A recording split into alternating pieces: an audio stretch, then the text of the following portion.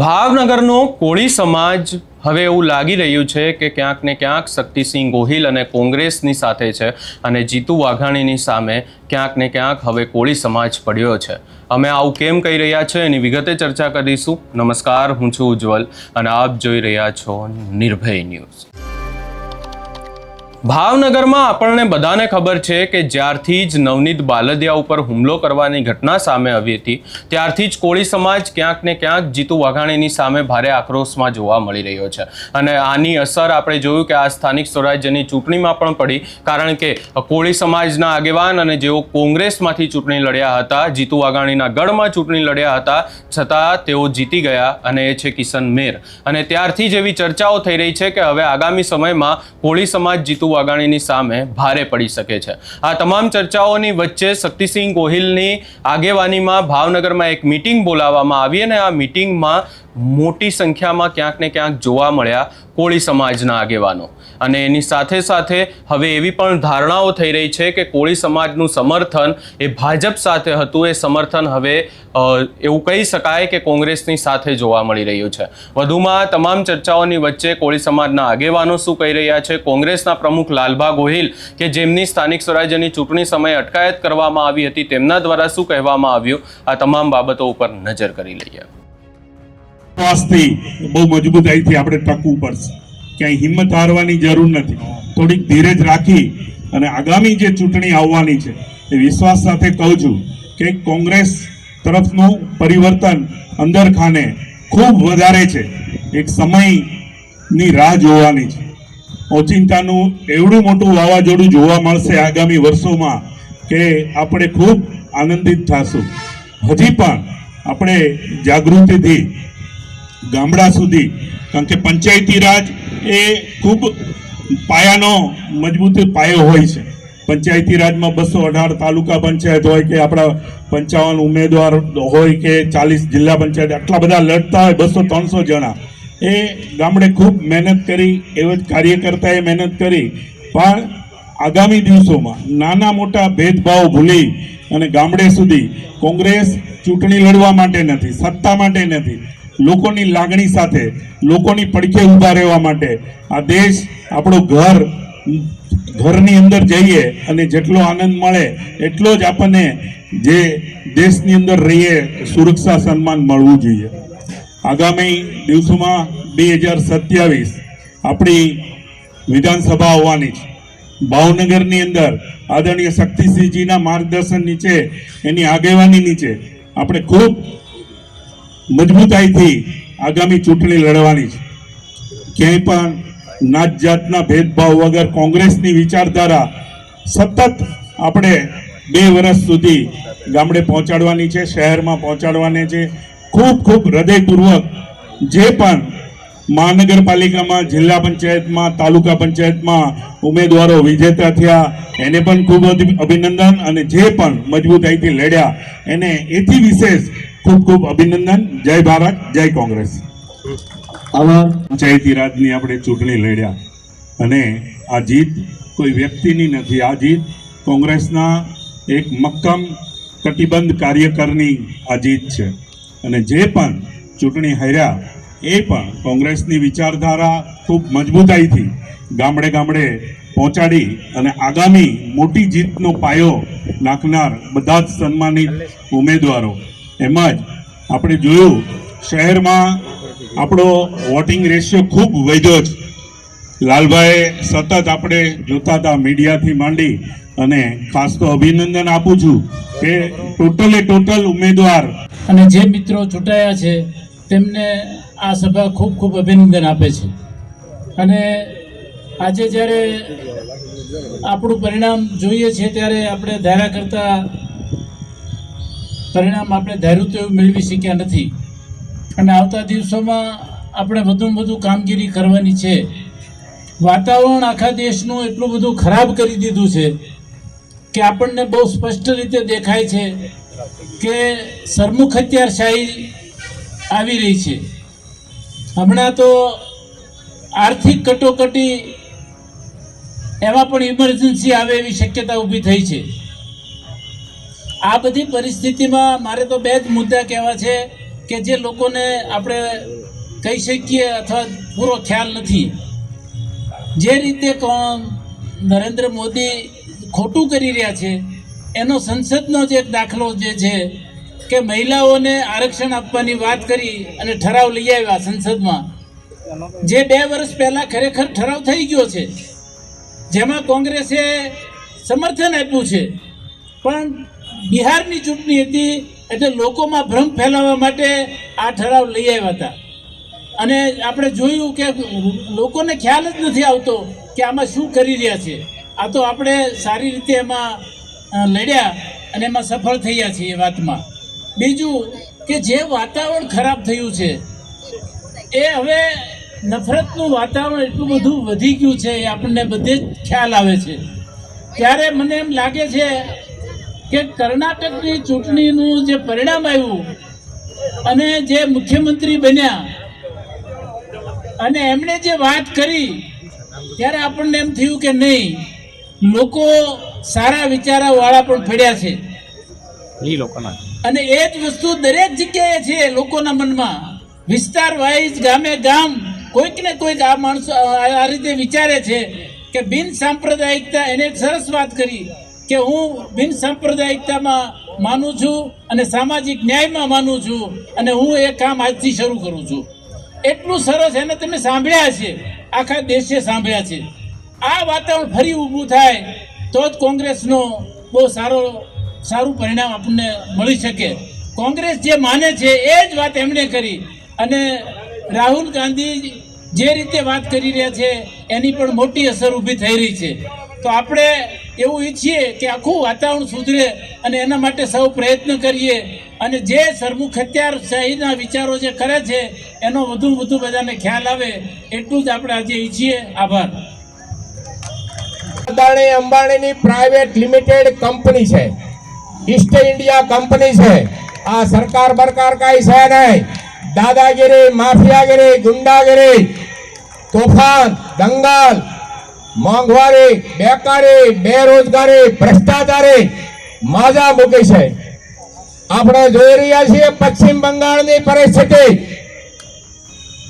મમતા બેનર્જીએ જે રીતે સંઘર્ષ કર્યો આ માફિયાઓની સામે, માફિયાઓની સરકાર હું કહું છું એને, આ સરકાર નથી, ઈસ્ટ ઇન્ડિયા કંપની છે, પ્રાઇવેટ લિમિટેડ કંપની છે. હિટલરશાહી છે, તાનાશાહી છે, ગુંડાગર્દી છે. દંડાના જોરે, ખાખી વર્દીના જોરે 30 વર્ષથી અને દેશમાં 14 વર્ષથી આ શાસન ચલાવી રહ્યા છે.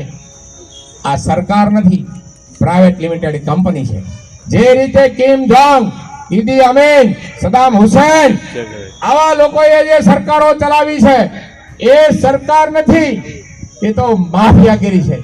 એ જ રીતે આજે દેશમાં પણ તોફાનો કરાવો, દંગલ કરાવો, મોંઘવારી વધારો, યુવાનોને વ્યસનોમાં ચડાવો. આ તમે બંદરો જુઓ ગુજરાતના બંદરો ઉપર અફીણ, સરસ, ગાંજો આ બધું રોજ પકડાય, રોજ મળે. અને ગાંધીજીના ગુજરાતમાં દારૂબંધીનું તો ખાલી નામ છે. તમે જુઓ તો ખરા, હપ્તાખોરી. આજે તમને લોકોને મૂર્ખ બનાવવાના, ઉલ્લુ બનાવવાના, કોઈ પણ કામ જે બોલે દેશના વડાપ્રધાન એનાથી વિરુદ્ધનું જે કામ કરે. આપણે બધા જાણીએ છીએ કે આ લોકો મૂર્ખ બનાવવામાં માસ્ટર છે. અત્યાર સુધી લોકોને મૂર્ખ બનાવ્યા. અને હું તો કહું છું કે જ્યાં સુધી આ દેશના વડાપ્રધાન અને ઈવીએમ રહેશે ત્યાં સુધી હજી આપણે સંઘર્ષ કરવો પડશે. ઈવીએમ માટે લડાઈ કરવી પડશે. મમતા બેનર્જીએ ઈવીએમ પકડી પડ્યા, સુપ્રીમ કોર્ટના તમે જુઓ છો જજમેન્ટ. આપણે પણ એ જ રીતે સંઘર્ષ કરવો પડશે. ભાવનગર શહેર જિલ્લા કોંગ્રેસના સૌ કાર્યકર્તા મિત્રો, ભાઈઓ બહેનો 30 વર્ષથી આપણે સંઘર્ષ કરીએ છીએ અને હજી 5 વર્ષ સંઘર્ષ કરવો પડે તો હવે પછીનો સમય આપણો છે. પબ્લિક એની હારે નથી. હું તમને કહું કે આ ભાવનગર જિલ્લામાં ગારિયાધાર વિધાનસભા અમે કોંગ્રેસમાંથી મારો છોકરો દિવેશ લડ્યો અને પરિણામ મેં જોયા. અહીંયા કાઉન્ટિંગમાં બૂથમાંથી માંડીને અહીંયા કલેક્ટર ઓફિસમાં કાઉન્ટિંગ થતું હતું. બધા જ ભાજપના ઉમેદવારોને એમ હતું કે અમે હારી ગયા છીએ. આવા સમય સુધી કોઈ ભારતીય જનતા પાર્ટીનો કાર્યકર દેખાણો નહીં. અને જ્યારે રિઝલ્ટ આવ્યા ત્યારે એને દિલ્હીથી ફોન આવ્યા કે તમે બધા જીતી ગયા. કોઈ પબ્લિક આવ્યું નહીં. પબ્લિકને ખબર કે આપણે મત દીધા નથી અને પબ્લિક આવે ક્યાંથી. 11 વાગે ભાવનગરમાં રેલી નીકળી હતી આ લોકોની ભારતીય જનતા પાર્ટીની. ઈ બતાવે છે કે પબ્લિકે મત દીધા નથી, મત નીકળ્યા ઈવીએમ માંથી. અને બાકી પબ્લિકે મત દીધા હોય તો 1 કલાકમાં જબરદસ્ત ભાવનગરમાં રેલી નીકળે. કોઈની રેલી નીકળી નહોતી અને એ તમારી ને મારી નજર સામે છે. એટલે આજના પ્રસંગે વધારે વિશેષ વાત નહીં કરતા ફરીથી આ આભાર દર્શન કાર્યક્રમમાં સમગ્ર શહેર ભાવનગર જિલ્લાના સૌ કાર્યકર્તા મિત્રો ભાઈઓ બહેનો તમારી બધાની હિંમત અને હૂંફ એને ધન્યવાદ આપું છું. સવાર સલામ કરું છું. જય હિન્દ, જય ભારત, ભારત માતા કી જય, જય કોંગ્રેસ. ભારત માતા કી હાથ ઊંચા નથી થતા. બરોબર બોલો, ભારત માતા કી. હા, હવે બરોબર આમ હાકલો હોવા જોઈએ. આજની સભાના અધ્યક્ષ ભાઈ શ્રી શક્તિસિંહભાઈ, રાજ્યસભાના સાંસદ અને મંચ પર બેઠેલા તમામ કોંગ્રેસના વરિષ્ઠ આગેવાનો, ભાઈઓ અને બહેનો અને પત્રકાર ભાઈઓ, ઘણા સમયથી ચૂંટણીની ચર્ચાઓ હાલતી હતી. એ પછી નક્કી કરવામાં આવ્યું પ્રદેશમાં કે આ વખતે પ્રદેશમાંથી કોઈને ટિકિટ દેવાની નથી. અહીંયા સ્થાનિક લોકો જે નક્કી કરે એને ટિકિટ દેવાની છે. તો નગરપાલિકામાં, જિલ્લા પંચાયતમાં અને તાલુકા પંચાયતમાં બધે જ અહીંથી સ્થાનિક લેવલે જે આગેવાનોએ કીધું એને ટિકિટ આપીશ. આખા જિલ્લાની અંદર કોંગ્રેસે સારામાં સારો દેખાવ કર્યો અને સારી રીતે આપણે ભાજપ સામે લડાઈ આપી. ઘણી બધી વિષમતા વચ્ચે પોલીસ તંત્ર, ચૂંટણીનું એનું જે કંઈ એના હેઠે અધિકારીઓ આવતા હોય એ બધા જ એટલા બધા કામે ભાજપ વાળાએ લગાડ્યા કે ગમે એમ કરી કોંગ્રેસને આપણે નથી આવવા દેવી અને એના ફોર્મ ખેંચાવી લ્યો, એને મતદાન કરવા ન જવા દો. આવી બધી બહુ મોટી મોટી, હું તમને કહું, એની આપણી માટે, કોંગ્રેસ માટે મહેનત કરી. ઘણાને તો આપણે ફાર્મ હાઉસમાં રાખવા પડ્યા હતા કે દબાવી, ધમકાવી અને ફોર્મ પાછા ખેંચી લેવાના. આ બેન આપણા જ્યોત્નાબેન, એને 30 લાખની ઓફર આપી કે તમે કહી જાઓ, 30 લાખ રૂપિયા તમને આપી. તો આપણા કોઈ એવા ઉમેદવાર પૈસા લઈને ભાગી જવા વાળા છે નહીં અને કોઈ દી નહીં ભાગી જાય. બીજા નંબરમાં તાલુકાના સભ્યો, જિલ્લાના સભ્યો, આપણે પબ્લિક વચ્ચે કામ કરવું પડશે. આવનારી ચૂંટણીઓ 2027 યુવાનોને મારે ખાસ કહેવાનું છે. ઘણા બધાએ મને કીધું હમણાં કે તમારી યુવાનોની ટીમ નબળી છે. તો આપણે આવનારા સમયમાં યુવાનોને ગામડે ગામડેથી, તાલુકે તાલુકેથી, જિલ્લે જિલ્લેથી સંગઠનમાં સ્થાન આપી અને મજબૂતાઈથી આપણે આવતી 2027 ચૂંટણી લડવી છે. બીજા નંબરમાં ભ્રષ્ટાચારની વાત કરીએ તો બંગાળના મુખ્ય અત્યારે જે બિહાર્યા આપણે મુખ્યમંત્રીને, એ પેલા મમતાજીની હારે હતા. એ વખતે ખિસ્સામાં પૈસા નાખતા નાખતા મોદીજી આમ કરતા હતા, જોયું તમે આમ. હવે એને મુખ્યમંત્રી બનાવ્યો. જે ભ્રષ્ટાચાર કરીને હું તમને કહું આવેલા ને ભાજપમાં જાય એટલે દૂધ નાખીને અને એને બરોબરના હું તમને કહું ગોઠવી દે કે આ તો સ્વસ્થ થઈ ગયા. હવે એ જ રીતે તમે બિહારમાં જુઓ, બિહારના મુખ્યમંત્રી કોણ હતા એ બધાને ખબર છે. અને નીતિન કુમારનું તો પત્તું કાપવાનું જ હતું, એને મેકલી દીધા ઘર ભેગા અને એના દીકરાને કંઈક મંત્રી બનાવ્યા છે અને શ્વાસ મંત્રી. હવે એનો શ્વાસ તમે જોયો, તમને ખબર છે એ જોજો ઓલા. એટલે મારો કહેવાનો ભાવાર્થ કે આખા દેશની માલપા પરિસ્થિતિ હાફ ખરાબ છે. હમણાં અમદાવાદમાં એક ભાઈ બોલતા હતા કાલની તારીખમાં, એ કે પોલીસ સ્ટેશનની પાછળ રાતે 8 વાગ્યા પછી ગાંજા, દારૂ, સરસ બધું પોલીસ સ્ટેશનની પાછળ અમદાવાદની બાજુ. આવા અનેક દાખલા છે.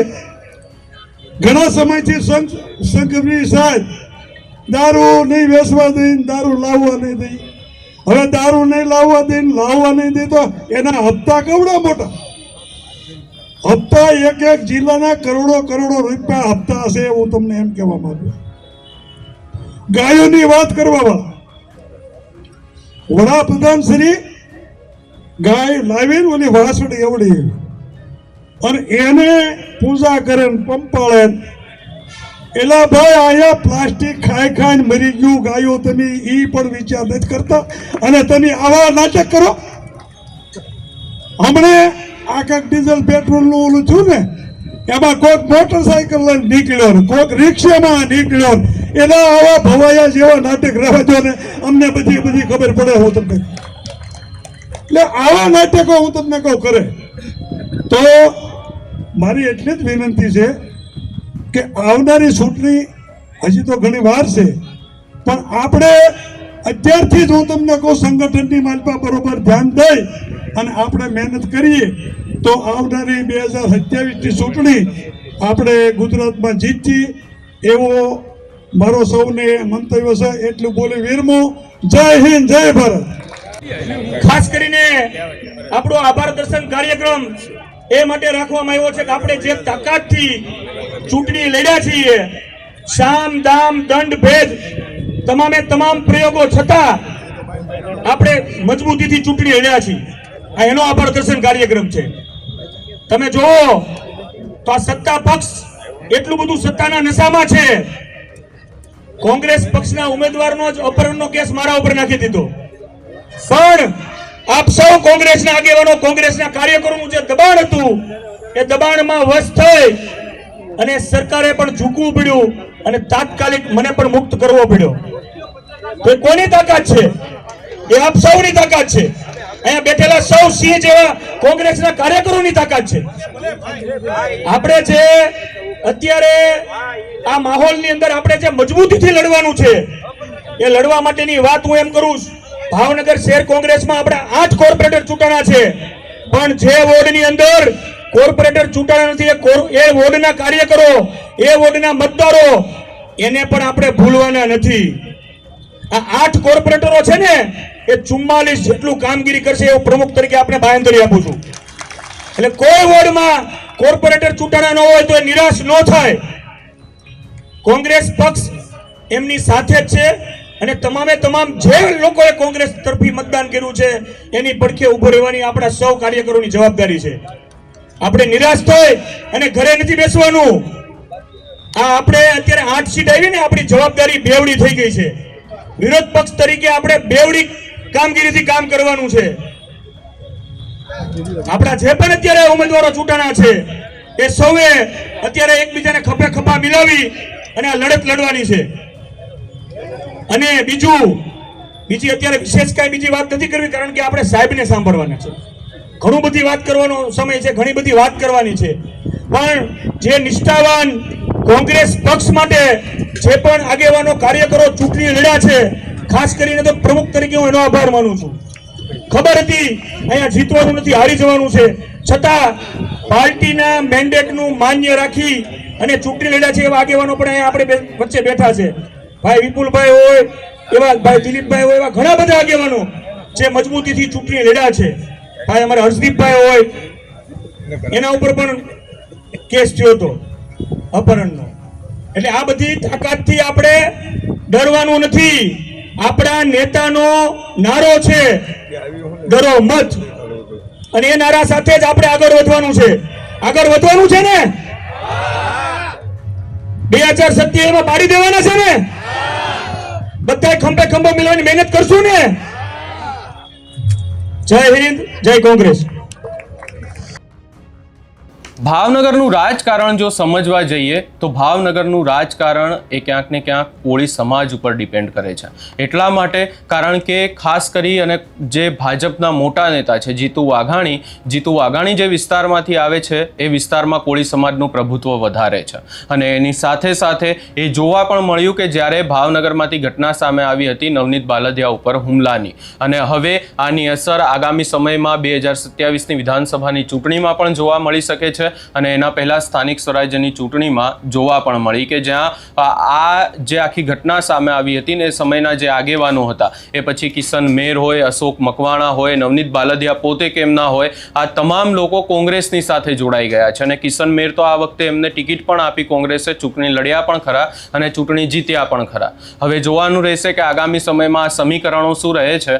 ખાસ કરી અને અહીંયા એ વાતની ચર્ચા કરવી પણ જરૂરી છે કે હીરા સોલંકી પોતે કિશન મેર જ્યાંથી ચૂંટણી લડ્યા હતા એ વિસ્તારમાં ગયા હતા અને કોળી સમાજને આહવાન પણ કર્યું હતું, છતાં કોળી સમાજે હીરા સોલંકીની પણ આ વખતે નહોતી સાંભળી. આ સમગ્ર બાબતે તમારો શું અભિપ્રાય છે એ અમને કમેન્ટ કરી જરૂર જણાવશો ને અમારી ચેનલ નિર્ભય ન્યૂઝને લાઇક, શેર, સબસ્ક્રાઇબ કરવાનું ભૂલશો નહીં.